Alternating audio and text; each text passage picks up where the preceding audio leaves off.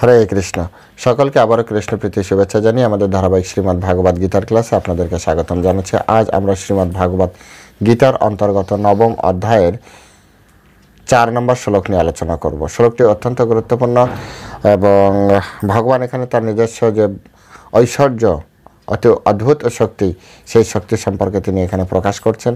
তাই সম্পূর্ণ ভিডিওটি আপনারা অবশ্যই দেখবেন। তো চলুন শুরু করি। শুরুতে ছোট্ট একটি অনুরোধ থাকে, যারা চ্যানেলে প্রথমবার এসেছেন অবশ্যই চ্যানেলটি সাবস্ক্রাইব করবেন প্লিজ। আর যারা রেগুলার চ্যানেলে আছেন, দেখছেন, ভালো লাগছে, এমনকি নতুন যারা আসছেন তাদেরও যদি কথাগুলি ভালো লাগে অবশ্যই আপনার আত্মীয় স্বজন, বন্ধুবান্ধব সকলের কাছে ভিডিওটি শেয়ার করবেন। তো চলুন শুরু করি। নমো ওম বিষ্ণুপাদায় কৃষ্ণ পৃষ্ঠায় ভূতলে শ্রীমতী ভক্তি বেদান্ত স্বামিনীতি নামিনে নমস্তে সারস্বতী দেবী গৌরবাণী প্রচারিণে নির্বিশেষ শূন্যবাদী পাশ্চাত্য দেশ তারিণে বাঞ্ছা কল্পতরুর বৈষ্ণব কৃপা সিন্ধু ব্যবচ পতিতানাম পাবনেভ্য বৈষ্ণবেভ্যো নমো নমঃ। জয় অনন্ত কোটি বৈষ্ণববৃন্দ কি জয়, শিলা প্রভুপাদ কি জয়, নিতাই গৌর সীতানাথ প্রীতি প্রেমানন্দে হরি বল। হরে কৃষ্ণ। ওম নমো ভগবতে বাসুদেবায়। ওম নমো ভগবতে বাসুদেবায়। ওম নমো ভগবতে বাসুদেবায়। শ্রীমদ্ ভগবত গীতা নবম অধ্যায় রাজগুহ্য যোগ, শ্লোক নাম্বার 4।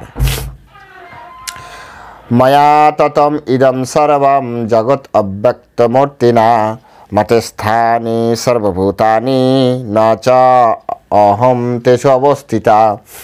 ময়া ততম ইদম সর্বম জগৎ অব্যক্তমূর্তিনা মতস্থানি সর্বভূতানি ন চ অহম তেষু অবস্থিতা। হরে কৃষ্ণ। তো এখন আমরা শিল প্রভুপাদ কর্তৃক এই সংস্কৃত শ্লোকের উপরে যে বাংলা ভাষানুবাদ হয়েছে সেই ভাষানুবাদ আমরা শ্রবণ করব। অনুবাদ: অব্যক্ত রূপে আমি সমস্ত জগতে ব্যাপ্ত আছি, সমস্ত জীব আমাতেই অবস্থিত, কিন্তু আমি তাতে অবস্থিত নই। আমি আরেকবার পড়ছি। অব্যক্ত রূপে আমি সমস্ত জগতে ব্যাপ্ত আছি, সমস্ত জীব আমাতেই অবস্থিত, কিন্তু আমি তাতে অবস্থিত নই। হরে কৃষ্ণ। জয় শিলা প্রভুপাদ কি জয়। এখন আমরা শিলা প্রভুপাদ কর্তৃক এই সংস্কৃত শ্লোকের উপরে যে ভাষ্য দেওয়া হয়েছে সেই ভাষ্য, এছাড়াও শিলা বলদেব বিদ্যাভূষণ এবং বিশ্বনাথ চক্রবর্তী ঠাকুর ওনারা যে এই শ্লোকের উপরে ভাষ্য দিয়েছেন, এই 3 ভাষ্যের সার সংক্ষেপ আমরা এখানে আলোচনার মাধ্যমে হৃদয়ঙ্গম করার চেষ্টা করব যে এই শ্লোকের মূল মর্মার্থ কী, কেন পরমেশ্বর ভগবান এই কথাগুলি বলছেন, এই বলার উদ্দেশ্য এবং এটির মাধ্যমে আমাদের পারমার্থিক কী লাভ আছে। তো এখানে প্রথমে পরমেশ্বর ভগবান খুব সুন্দরভাবে বললেন, মায়া ততম ইদম সর্বম জগৎ অব্যক্ত মূর্তি নাম। বলছেন অব্যক্ত রূপে আমি সমস্ত জগতে ব্যাপ্ত আছি। ভগবান সমস্ত জগতে ব্যাপ্ত আছেন। কত সুন্দর! এটা আমরা সকলে স্বীকারও করি। পরমেশ্বর ভগবান শ্রীকৃষ্ণ তিনি প্রত্যেকটা অণু পরমাণুর মধ্যে অবস্থান করছেন। প্রত্যেকটা কণায় কণায় পরমেশ্বর ভগবান শ্রীকৃষ্ণ রয়েছেন। কি রূপে আছেন? বলছেন অব্যক্ত। অব্যক্ত কথার মানে কি? যা ব্যক্ত নয়, প্রকাশিত নয়, যা দেখতে পারা যায় না। পরমেশ্বর ভগবান অব্যক্ত রূপে মানে তিনি অপ্রকাশিত রূপে প্রকাশ পাবে না বা আমরা দেখতে পারবো না। কেন আমরা দেখতে পারি না? পরমেশ্বর ভগবান যেহেতু সর্বত্র রয়েছে, এখন আমার সামনে পরমেশ্বর ভগবান রয়েছে, এখন আমার পাশে পরমেশ্বর ভগবান রয়েছে, আমার সামনে রয়েছে, আমার পিছনে রয়েছে, পরমেশ্বর ভগবান রয়েছে, কিন্তু আমি বা আপনি কেন দেখতে পাচ্ছি না? আপনার সামনে এখন ভগবান রয়েছে, আপনার পাশে ভগবান রয়েছে, কিন্তু আমি আপনি দেখতে পাচ্ছি না। পরমেশ্বর ভগবান নিজে বললেন, মায়া তত সর্বম মায়া ততম ইদম সর্বম জগৎ অব্যক্ত মূর্তিনা, যে আমি অব্যক্ত রূপে সমস্ত জগতে বিরাজমান ব্যাপ্ত আছে। তো এই বিষয়টি ভক্তি রসামৃত সিন্ধু গ্রন্থে রূপ গোস্বামী খুব সুন্দরভাবে তিনি এর একটা সলিউশন দিয়েছেন। তিনি বলছেন, अतः श्रीकृष्ण नाम आदि ন ভবেৎ গ্রাহ্যম ইন্দ্রিয়ই সেবন মুখে হি যেবাদৌ স্বয়ং এব স্ফুরত। অত শ্রীকৃষ্ণ নাম আদি ন ভবেৎ গ্রাহ্যম ইন্দ্রিয়ই, অর্থাৎ আমাদের যে জড়জাগতিক যে ইন্দ্রিয়, যে ইন্দ্রিয়ের মাধ্যমে আমি আপনি জড়জগৎ থেকে ডেটা কালেক্ট করে মানে তথ্য গ্রহণ করি, আমাদের মস্তিষ্কে আমরা সেটা বিচার করি, তো এটা হচ্ছে ইন্দ্রিয়ের সাথে জড়জগতের যে রিলেশন, সে রিলেশনের মাধ্যমেই শুধু সম্ভব। এখন রূপ গোস্বামী যেহেতু কৃষ্ণ বলেছেন যে আমি অব্যক্ত মূর্তি না, আমি এই জগতে আছি কিন্তু আমাকে দেখতে পাবে না, তো দেখতে পাবো না কীভাবে? দেখতে পাবো না, দেখি কিভাবে? আমরা এই জগতে আমরা কোনো কোনো বিষয় কিভাবে আমাদের সামনে প্রকাশিত হয়, অর্থাৎ কোনো একটি ব্যক্তি, বস্তু বা কোনো ঘটনা, তার উপরে যখন আলোক বা কোনো উজ্জ্বল কোনো কিছু মানে তার উপরে পড়ে, তখন সেটি আমাদের দর্শন ইন্দ্রিয় চক্ষু দ্বারা সেটা আমরা দর্শন করি এবং তা আমাদের মস্তিষ্কে নিয়ে আমরা সেটাকে বিচার বিশ্লেষণ করি। এটা হচ্ছে সায়েন্টিফিক প্রসেস। অর্থাৎ কোনো বিষয় যখন আমরা দেখব তখন আমাদের সেটি হচ্ছে ইন্দ্রিয়, অর্থাৎ এটা দর্শন ইন্দ্রিয়। তো ইন্দ্রিয় কাজ করলে, এখন ভগবান বলছেন ময়া ততম ইদম সর্বম জগৎ অব্যক্ত মূর্তি না, আমি সমস্ত জগতে ব্যপ্ত আছি অব্যক্ত রূপে। রূপ গোস্বামী বললেন ন ভবেৎ গ্রাহ্যম ইন্দ্রিয়ই, ইন্দ্রিয় দ্বারা ভগবানকে দেখা যাবে না। অর্থাৎ কেন আমরা ইন্দ্রিয় দ্বারা দর্শন করতে পারবো না? অ্যাকচুয়ালি আমাদের ইন্দ্রিয়গুলো অপূর্ণ, ত্রুটিযুক্ত। এই ইন্দ্রিয় তার ক্যাপাসিটি লিমিটেড। কিভাবে বুঝলেন আমাদের ইন্দ্রিয় লিমিটেড? চোখে আপনি কম দেখতে পারেন, আপনি কেন বলবেন যে আমরা সকলে চোখে কম দেখি? এটাও সত্য কথা। আমি চোখে কম দেখি বিদায় সকলকে বলবো যে আপনারা চোখে কম দেখেন, এটা তো ঠিক নয়। আসলে বিষয়টা রূপ গোস্বামী এইভাবে বলেছেন, আমাদের ইন্দ্রিয়, এটা শাস্ত্রে বলেছে, আমাদের ইন্দ্রিয় পূর্ণ নয়। প্রত্যেকটা ইন্দ্রিয় আমি প্রমাণ করছি, লজিক্যালি বোঝার চেষ্টা করুন। প্রথমে আসি আমাদের দর্শন ইন্দ্রিয়। আপনি চাঁদ বা সূর্যকে রাতে অথবা দিনে যখন দেখেন তখন একটা প্লেটের মতো মনে হয়। আসলে কি চাঁদ বা সূর্য এরকম এতটা ছোট প্লেটের মতো? কি মনে হয়? ওটা কিন্তু গ্রহ। কমসে কম কতটা বড় তত ভগবান জানে, কিন্তু এটা নিশ্চিত যে প্লেটের মতো নয়, প্লেট থেকে কিছুটা বড়। তার মানে আমাদের ইন্দ্রিয়, আমাদের দর্শন ইন্দ্রিয় যা দেখে সবসময় যে সঠিক দেখে এমন কিন্তু নয়। ধরুন আপনি কোন একটা পার্কে বেড়াতে গিয়েছেন, সেই পার্কের এক প্রান্ত দিয়ে আপনি হাঁটছেন, অপর প্রান্ত দিয়ে একটি যুবক যুবতী তারা হাত ধরে গল্প করতে করতে যাচ্ছে, বা কোনো কারণে হাত, আপনি শুনতে পাচ্ছেন না, শুধু দেখতে পাচ্ছেন। আপনি তাদের দেখে কি ধরনের মন্তব্য করবেন? তারা কি ভাই বোন? তারা কি বন্ধু বান্ধবী? তারা কি স্বামী স্ত্রী? অথবা তারা অন্য হঠাৎ করে এসে পরিচয় হয়েছে? কি মনে হতে পারে? আপনার কথা ঠিকও হতে পারে, আপনি যা ভাববেন সেটা ঠিক হতে পারে, নাও ঠিক হতে পারে। অর্থাৎ আপনার চক্ষু যা দেখছে তা যে সবসময় ঠিক দেখছে তার কোনো ভ্যালুয়েশন নেই।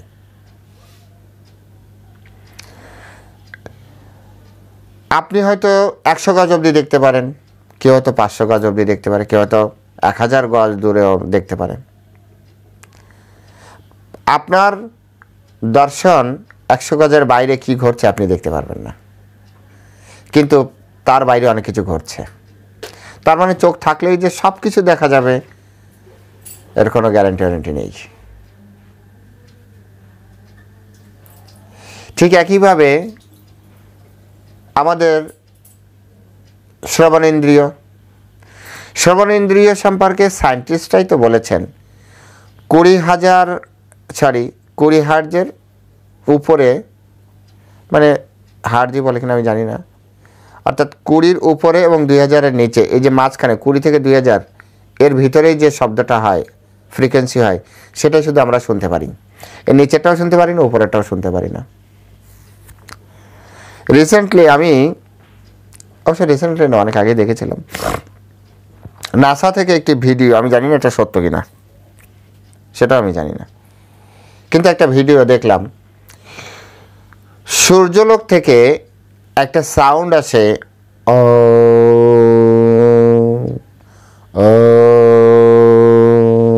এরকম একটা সাউন্ড ওরা ভাইব্রেশন ক্যাচ করেছে। কথা হচ্ছে আমরা কেন শুনতে পাই না? তো নাসাদের কাছে এক ধরনের ফ্রিকোয়েন্সি গ্রহণ করার, মানে বিভিন্ন ফ্রিকোয়েন্সি গ্রহণ করার মতো একটা মেশিন আছে। তো এটি যে রেঞ্জে আসে, যে ফ্রিকোয়েন্সি যে রেঞ্জে আসে, সেটি আমাদের শ্রবণ শক্তির উপরে অথবা নিচ দিয়ে আসে, সেজন্য আমরা এটা শুনতে পারি না। যারা ভূত প্রেত নিয়ে গবেষণা করে, মায়াপুরে থাকার কারণে সকলের সাথে কথাবার্তা হয়, আসে, গল্প হয়, মজা লাগে। ভূতেরা কথা বলে, ভূতেদের কথা আমরা কেন শুনতে পারি না? তো তাদের ভাষ্য, ভূতেরা যে ফ্রিকোয়েন্সিতে তারা কথোপকথন করে, সেই ফ্রিকোয়েন্সি আমাদের মানুষের কান শুনতে পারে না, অর্থাৎ 20-র নিচে কথা বলে। ওদের কাছে যন্ত্র আছে, সেই যন্ত্রের ফ্রিকোয়েন্সি দ্বারা ওরা সেই সাউন্ড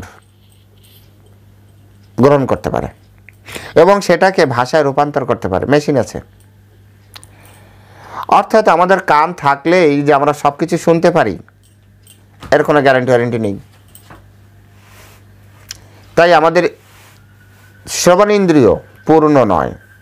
সেই জন্য রূপ গোস্বামী বললেন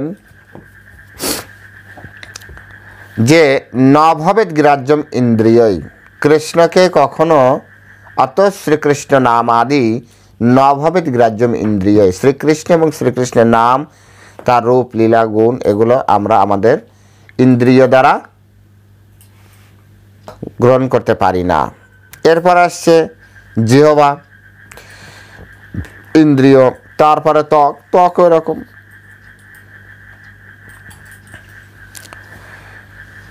তো এটাকে তাহলে কিভাবে গ্রহণ করা যায়? তো তার পরের লাইনে রূপ গোস্বামী উত্তর করলেন, সেবন মুখে হি জিহ্বাদৌ স্বয়ং ইয়ব স্ফুরা।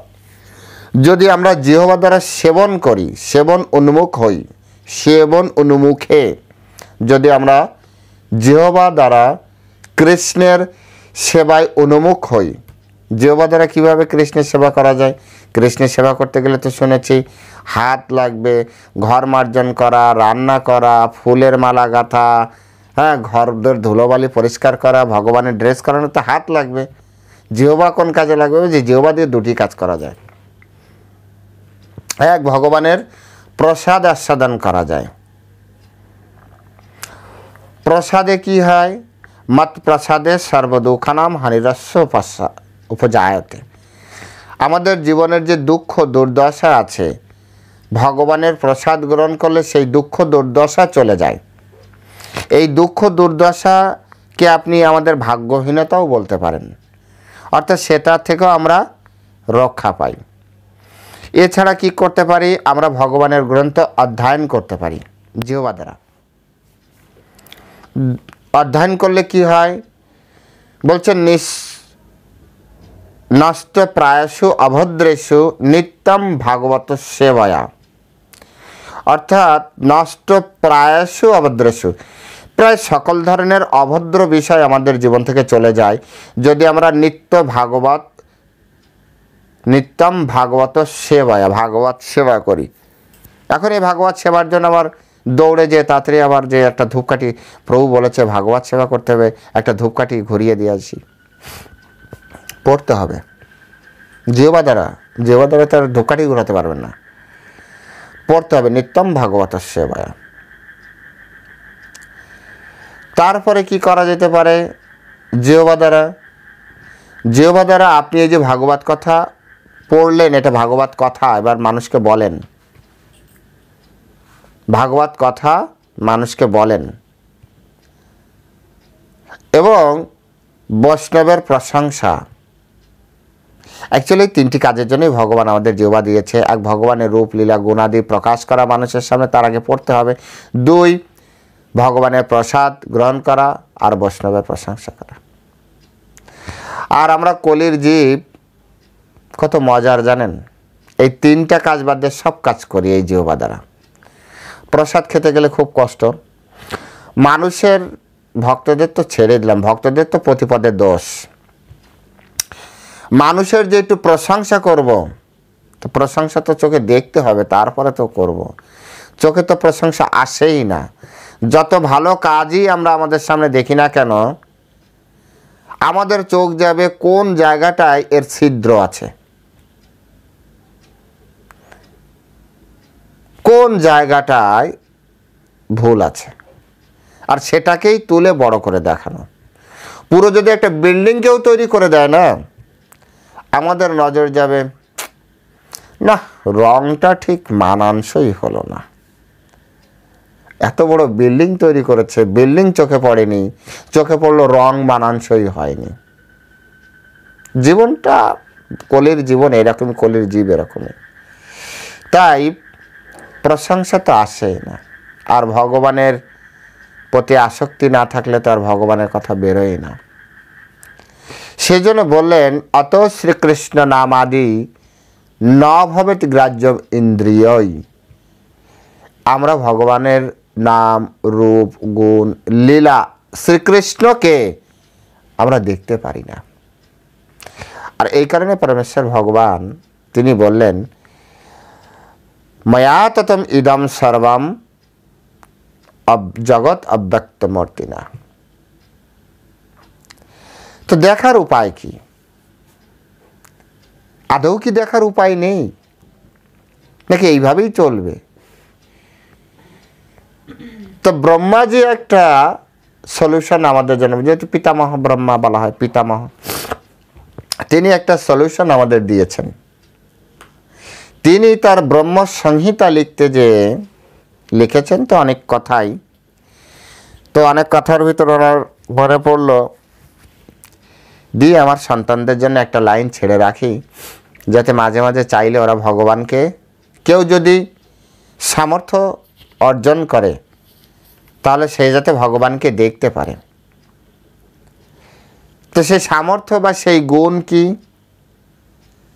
ব্রহ্ম সংহিতায় আমরা দেখতে পাই, পরমেশ্বর ভগবান বললেন, প্রেমাঞ্জনশ্রিত ভক্তি বিলোচনেন সন্ত সদৈব হৃদয়েষু বিলকয়ন্তি। প্রেমাঞ্জনশ্রিত ভক্তি বিলোচনেন, প্রেম থাকতে হবে। অর্থাৎ প্রেমের অঞ্জন দ্বারা, চোখে যেমন কাজল পরে দেখেছেন, কাজল মেয়েরা পরে, এখন অনেক ছেলেরাও পরে, ছোটবেলায় আমাদেরও পরিয়ে দিয়েছিল মা, বড় হয়ে আর পড়ি না, সেজন্যই চোখে ডিস্টার্ব। তো প্রেমের অঞ্জন দ্বারা যদি কারো চোখ রাঙানো যায়, কেউ যদি পারে, প্রেমাঞ্জনশ্রিত ভক্তি বিলোচনে না, ভক্তি দ্বারা যদি সিঞ্চিত করা যেতে পারে, ভক্তি থাকতে হবে। এবং এটা কারা করতে পারে? শুধুমাত্র সন্ত, সাধু, এই শ্রেণীর ব্যক্তি। অর্থাৎ ইষ্টে পূর্ণরূপে নিষ্ঠা, বিশ্বাস, ভক্তি, শ্রদ্ধা, এটা থাকতে হবে। তাহলে ওই ব্যক্তি কিছুদিনের মধ্যেই নিষ্ঠা সহকারে যদি তিনি পরমেশ্বর ভগবানের প্রেমপূর্বক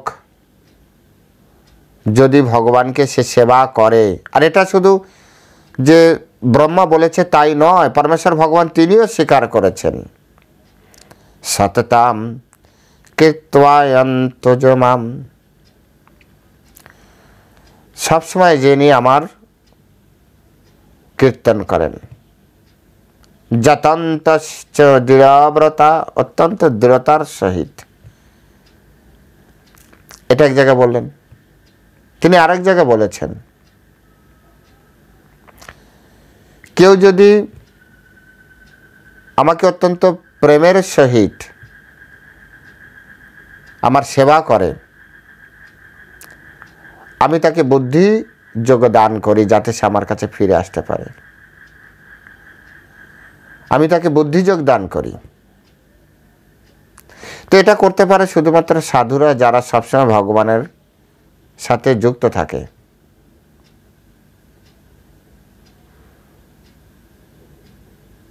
যদি না থাকে সম্ভব নয়। তাই বলছে সন্তোষ সদৈব, সব সময় দেখতে পায়। কোথায় দেখতে? বিলোকয়ন্তী, সবসময় অবলোকন করতে পারে। কোথায় অবলোকন করতে পারে? হৃদয়ের মধ্যে। পরমেশ্বর ভগবানকে একজন ভক্ত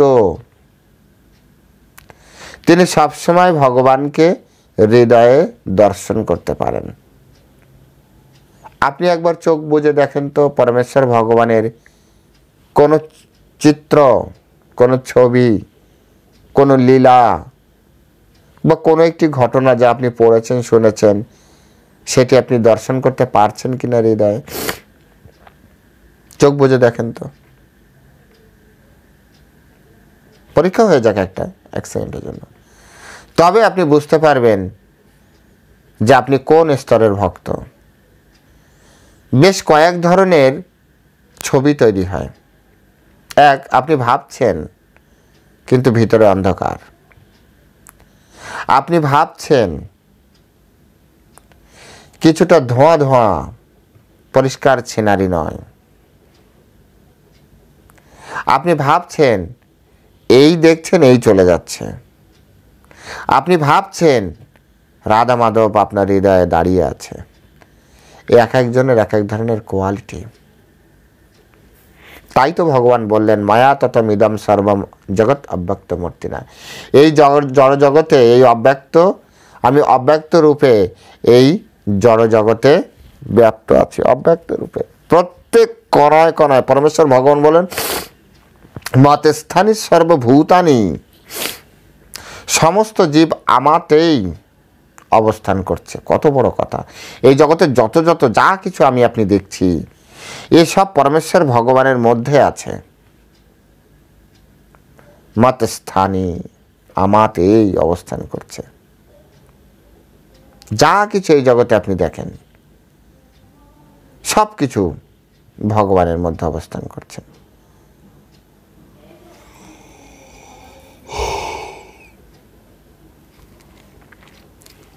কিন্তু তারপরে পরমেশ্বর ভগবান বললেন, না চ অহম তেষু অবস্থিত, আমি কিন্তু তাদের মধ্যে নেই। কেমন একটা গুগলি বিষয় হয়ে গেল, গুগলি কথা হয়ে গেল। একবার বলছে সব কিছু আমার মধ্যে আছে, আর একবার বলছে আমি কারো কিছু ভিতরে নেই। বিষয়টা কেমন করে বোঝা যেতে পারে? যদিও আধ্যাত্মিক তত্ত্ব জড়জাগতিক কোনো উদাহরণের মাধ্যমে পূর্ণরূপে বোঝা সম্ভব নয়, এটা সত্য, কিন্তু বুঝতে সুবিধা হয়। কেমন করে? পরমেশ্বর ভগবান বলছে সব কিছু আমার মধ্যে আছে, কিন্তু আমি তাদের মধ্যে, আমি তাতে অবস্থিত নেই। কিভাবে এটি বোঝা যেতে পারে? শিল প্রভুপাদ উদাহরণ দিচ্ছেন। তিনি বলছেন, ধরুন একজন রাজা, আপনি তার রাজ্যের মধ্যে আছেন, রাজ্যের ভিতরে সব কিছু রয়েছে, রাজা হচ্ছে রাজ্যের প্রধান ব্যক্তি, তাই সমগ্র রাজ্যের একমাত্র মালিক হচ্ছেন তিনি, তাই সমগ্র রাজ্য তার মধ্যে অবস্থান করছে, তার ডিসিশনই ফাইনাল, তিনি যা বলবেন, তিনি যা করবেন, সেটি হচ্ছে ধর্ম। রাজা আবার রাজা তার প্রজাদের সাথে একটা আইনের সম্পর্ক স্থাপন করেন, যে আইন দ্বারা তিনি প্রজাদেরকে বেঁধে রাখেন। কিন্তু এই যে আইন, আইনে তিনি কিন্তু এর সাথে যুক্ত না। রাজার একটি শক্তি সকলকে ধারণ করে রেখেছে। রাজা পার্সোনালি এরকম নয়, তাই তিনি বলছেন যে আমি তাতে অবস্থিত নই। পরমেশ্বর ভগবান শ্রীকৃষ্ণ সেখানে অবস্থান করছে না। শ্রীকৃষ্ণের বিভিন্ন শক্তি আমাদেরকে কি করছেন? আমাদেরকে দেখাশোনা করছেন, আমাদেরকে ধারণ করে রেখেছেন। তাই তিনি ব্যক্তিগতভাবে সকলের সামনে উপস্থিত নন। ঠিক একইভাবে পরমেশ্বর ভগবান শ্রীকৃষ্ণ তিনি সব কিছু, তার শক্তির ভিতরে তিনি সব কিছু আমাদেরকে পরিচালনা করছেন। কিন্তু এখানে ব্যক্তিগতভাবে রাজার সাথে উদাহরণে এটা নাও মিলতে পারে। ব্যক্তিগতভাবে যে ভগবান আমাদের সামনে নেই, এই কথা আমরা ডাইরেক্ট বলতে পারি না, কারণ তার অপরিসীম ক্ষমতার কারণে তিনি সামনাসামনি আমাদের সামনে থাকতে পারেন, আবার তার শক্তির মাধ্যমে আমাদেরকে পরিচালনা করতে পারেন। তো ভগবান এখানে বলছেন যে আমি তাতে অবস্থিত নই, আমি তাতে অবস্থিত নই। তাই আমাদেরকে এই বিষয়গুলি প্রেমের চক্ষু দ্বারা আমাদেরকে যদি আমরা দর্শন করার চেষ্টা করি, তাহলে আমরা এই বিষয়টি খুব সুন্দরভাবে বুঝতে পারব।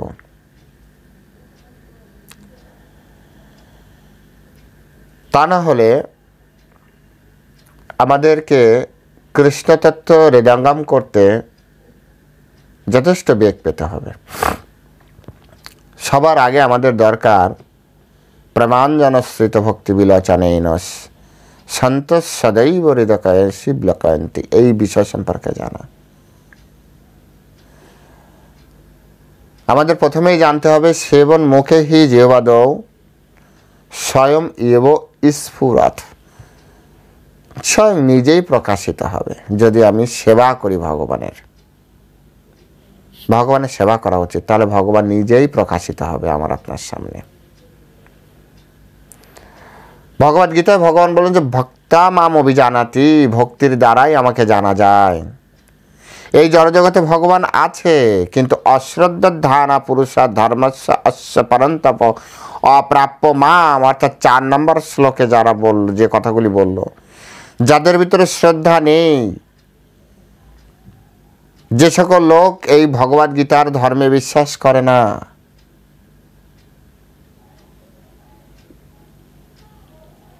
অপ্রাপ্য মাম, তারা আমাকে পাবে না। সামনে দাঁড়িয়ে থাকলেও চিনতে পারবে না। আমি না হয় কথার কথা বলছি, আমি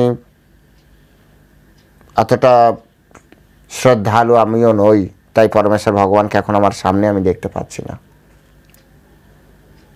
কিন্তু অশ্রদ্ধার পরিণাম কত ভয়ানক, যখন পরমেশ্বর ভগবান শ্রীকৃষ্ণ এই মর্তলোকে লীলা করছিলেন অবতরণ মাধ্যমে, এখান থেকে 5000 বছর আগের ঘটনা বলছি,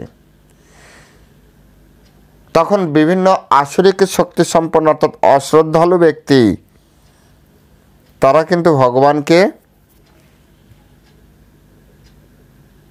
দেখতে পায়নি, সামনে থাকার পরেও দেখতে পায়নি। কংস দেখতে পায়নি, দুর্যোধন দেখতে পায়নি, শকুনি দেখতে পায়নি, জরাসন্ধ দেখতে পায়নি, শিশুপাল দেখতে পায়নি, এরকম হাজারো নাম আছে, দেখতে পায়নি। কৃষ্ণকে দেখতে পায়নি। যে কৃষ্ণকে তার সম্পূর্ণ পার্সোনালিটি সহকারে তাকে বুঝতে পারেনি। তারা ভাবতো বুদ্ধিমান, আমাদের থেকে যথেষ্ট বুদ্ধিমান, মেধাবী, বলবান, শক্তিশালী, কিন্তু ভগবান হিসেবে তাকে মেনে নিতে পারেনি। তো সেজন্য পরমেশ্বর ভগবানকে তবে আমরা জানতে পারবো। অশ্রাদ্ধ, আপনারা বুঝতে পেরেছেন কেন এই 4 নম্বর শ্লোকটি বললেন ভগবান? অশ্রাদ্ধ হল ব্যক্তির যাদের শ্রদ্ধা নেই, এদের সামনে থাকলেও না ভগবানকে ওরা চিনতে পারবে না। ভগবান প্রত্যেকটা কণায় কণায় আছে। আমরা আসি না অনেক নাস্তিক, ভগবান তত্ত্বে বিশ্বাস করি না, কিন্তু অক্সিজেনটা তো নিয়ে বেঁচে আছে। অক্সিজেনটা আমিও তৈরি করিনি, আমার বাপও তৈরি করিনি, আমার ঠাকুরদা তৈরি করিনি, আমার বংশের কেউ তৈরি করিনি। কেউ বলতে পারবে না আমি অক্সিজেন তৈরি করেছি, অথচ অক্সিজেন ছাড়া আমরা বাঁচি না। কিন্তু কেউ না কেউ তো তৈরি করেছে। তাহলে সেই পরমতত্ত্ব পরমেশ্বর ভগবানকে মানলে কি হয়? সূর্যের আলো ছাড়া আমরা চলতে পারবো না, কিন্তু সূর্য কেউ না কেউ তৈরি করেছে।